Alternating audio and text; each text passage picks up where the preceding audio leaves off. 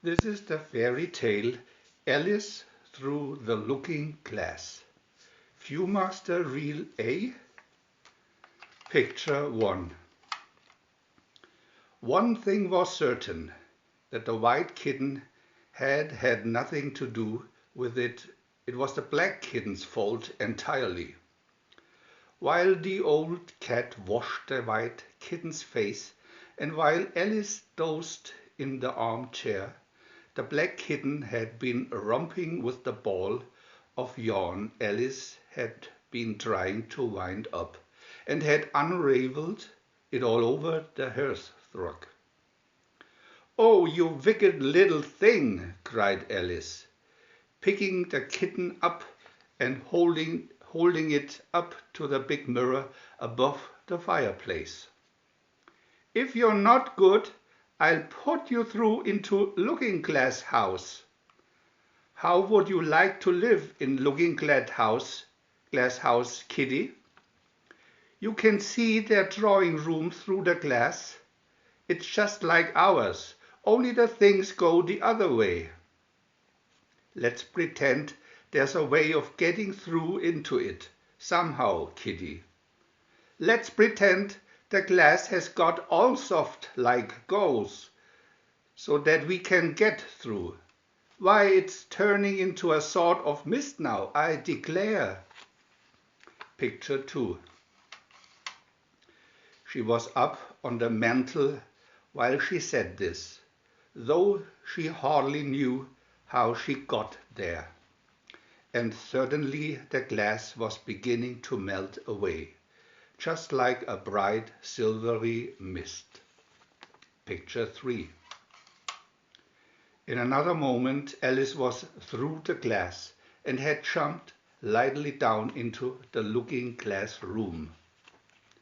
"They don't keep this room very tidy," she thought as she noticed several red and white chessmen down in the hearth among the cinders. But in another moment, with a little "oh" of surprise, she was down on her hands and knees watching them. The chessmen were walking about, 2 and 2. One of the knights was lighting down the poker. Picture 4. A white pawn began squeaking on the table. In her haste to get to her child, the white queen knocked the white king down among the ashes. Alice picked him up gently, dusted him, and set him down on the table near the queen. The king promptly fainted. Picture 5. Eager to see the rest of Looking-Glass Land, Alice went out to the garden. "Oh, Tiger Lily," she said to one in a large flower bed, "I wish you could talk." "We can talk," said the Tiger Lily, "when there's anybody worth talking to." "Didn't you know that?" cried a daisy, and all the flowers began chattering. "Silence!" shouted the Tiger Lily. "Here comes the Red Queen." Alice was surprised. The Red Queen was now taller than she was. Alice curtsied.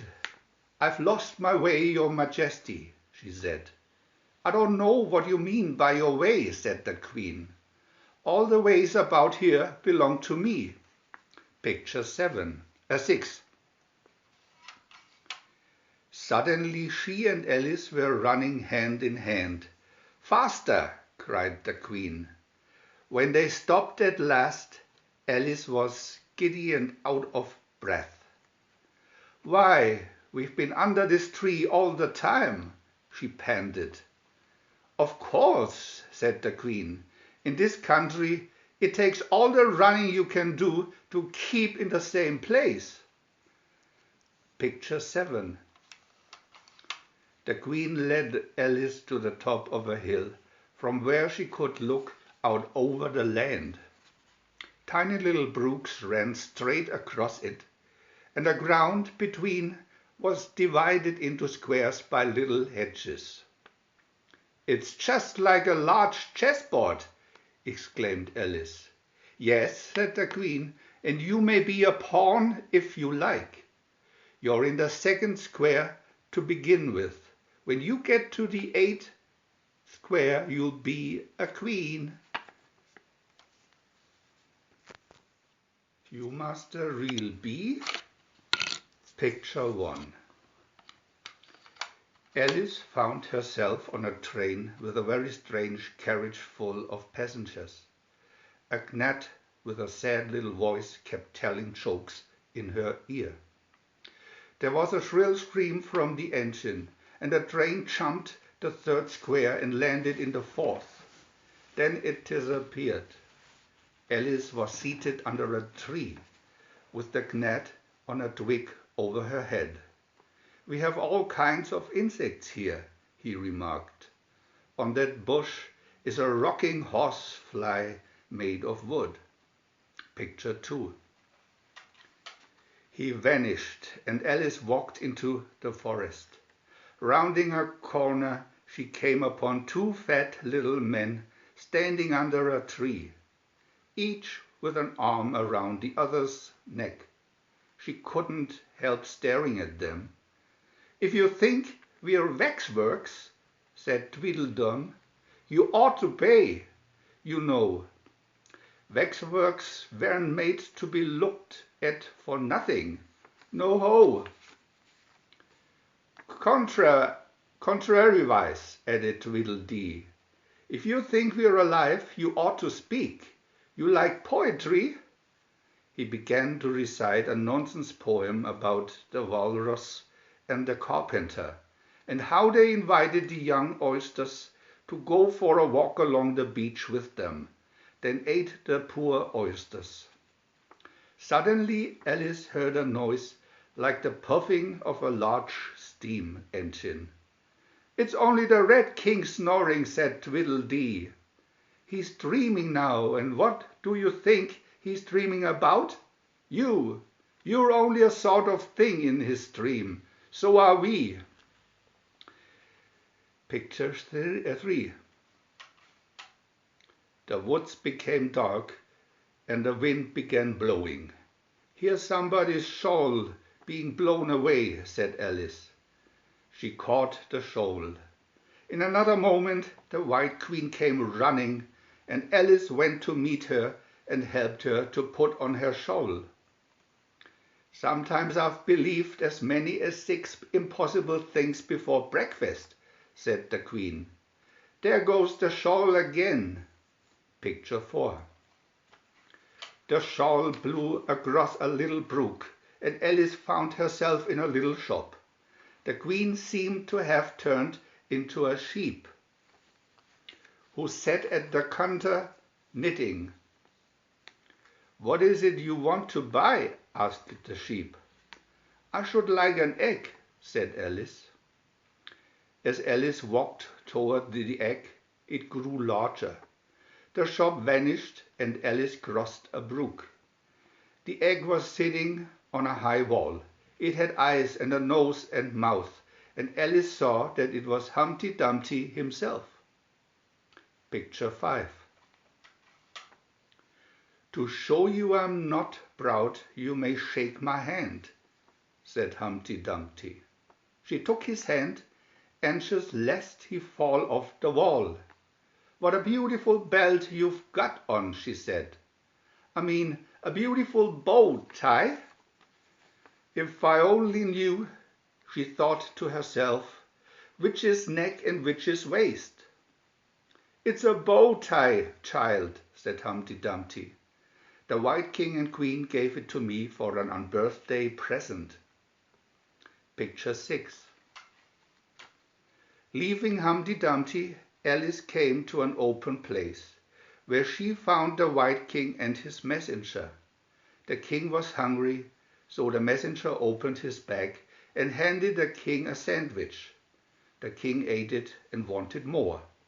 Since there was nothing but hay left in the bag, the messenger gave the king some hay. Picture 7. The lion and the unicorn are fighting again. the messenger announced. "Let's run and see them," said the king.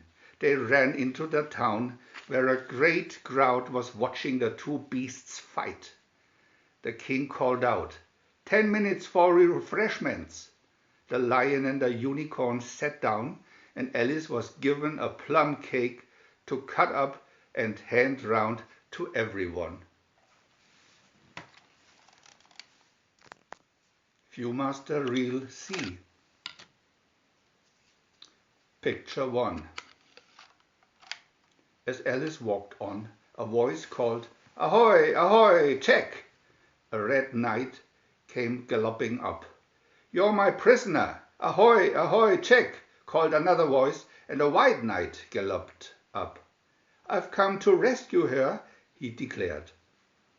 The two knights put on their helmets, shaped like horses' heads, and fought, falling off their horses continually. Picture 2. The red knight galloped off at last, and the white knight said, "I'll see you safe to the next brook, then you'll be a queen." As they went along, he added, "I'm a great hand at inventing things. My cleverest invention was a new pudding.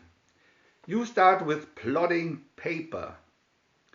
He fell off his horse so often that she said, "I'm afraid you've not had much practice in riding." Picture 3. "I've had plenty of practice," he insisted, and promptly fell headfirst into a deep ditch. Alice ran quickly to pull him out, and as she did so, he kept saying, "Plenty of practice, plenty of practice." Picture 4.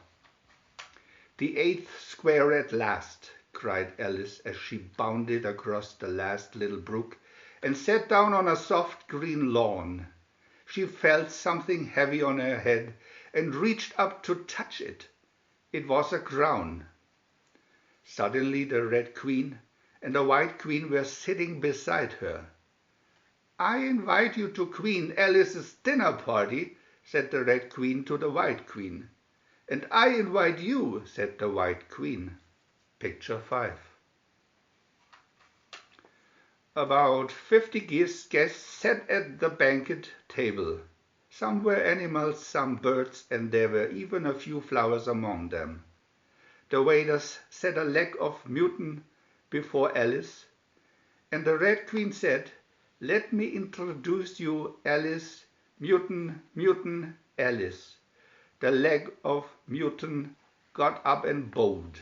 Picture 6. Suddenly everything began happening at once. The candles grew tall, the bottles began flying around with plates for wings. The White Queen lay down in the soup tureen. The Red Queen had suddenly dwindled down to the size of a little doll. Alice seized the Red Queen. "It's all your fault. I'll shake you into a kitten." The Queen's face grew small, and her eyes got large and green. She grew fatter and softer and rounder, and it really was a kitten after all. Picture 7. "Your Red Majesty shouldn't purr so loud," Alice said, rubbing her eyes. "You woke me out of, such a nice dream. And you've been with me, Kitty, all through, Looking Glass World. Did you know that? Now, Kitty, let's consider who dreamed it all. It must have been either me or the Red King. He was part of my dream, but I was part of his dream too. Kitty, stop licking your paw. Do help me settle it. Which do you think it was?"